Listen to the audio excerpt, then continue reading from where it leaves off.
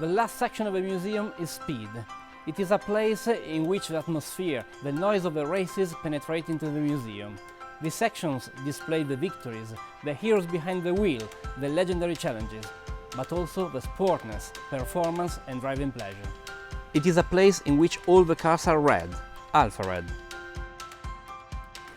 A Legend is Born tells the story of the great feats of this brand until the Second World War, an adventure that began with the victory of Ugo Sivocci's RL at the Targa Florio in 1923, and which saw the debut of the symbol of the four-leaf clover.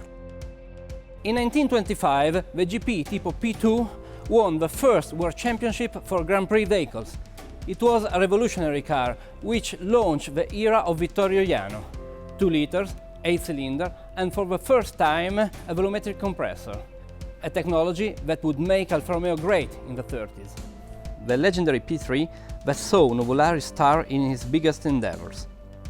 Then the AC 2900B Speciale Le Mans, one of the museum's masterpieces. The Tipo C that prevailed at the Vanderbilt Cup in 1936, and the 512. Up to the two impossible two-engines monopostal.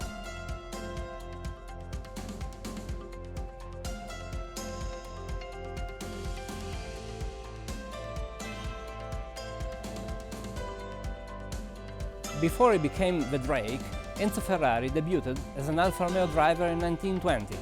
In 1929, he founded the Scuderia Ferrari, that soon became the Alfa Romeo's official racing department.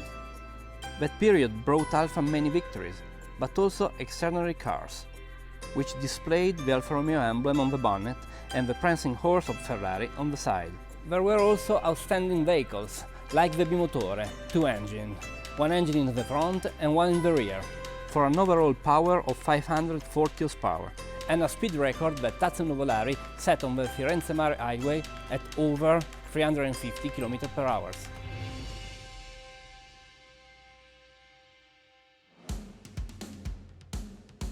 After the world was reborn, and while Alfa Romeo was designing its futures, the Alfettas, which had been hiding to escape the bombings, come back to the tracks.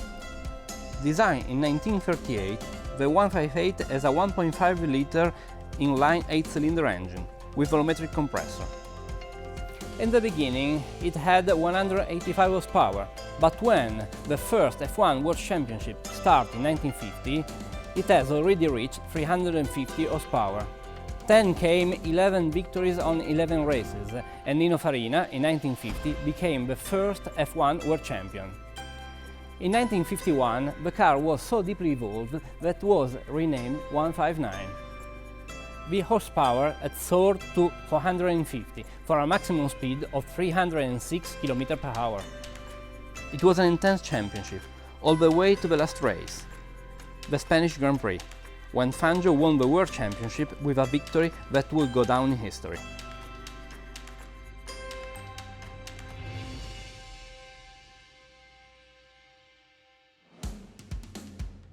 In the 60s, Alfa Romeo returned to the races with Carlo Chiti's Auto Delta, and the Tipo 33s returned to the Sport Championship. Created in 1967 with 2-liter engines, they soon rose to 3 liters, and in 1975 and 1977 they won 2 World Championships for sport vehicles. But the true masterpiece of the project is the 33 Stradale, which, as its name indicates, was a car conceived for the road use. Production was planned for 50 units, but it stopped at only 18 chassis, 12 of which have this streamlined body designed by Franco Scaglione, which immediately made this car one of the immortal and timeless icons of Alfa Romeo. It is a time in which different categories, cars, championships succeed each other.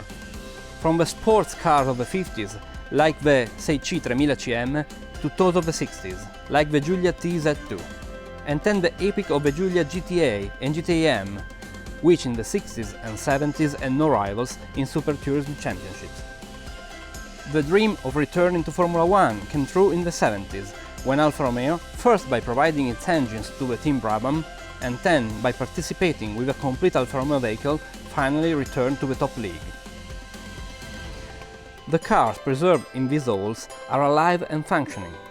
A mechanical workshop maintains them regularly, and a small internal track allows them to stretch their legs every once in a while and drive a few laps to remain strong and alive.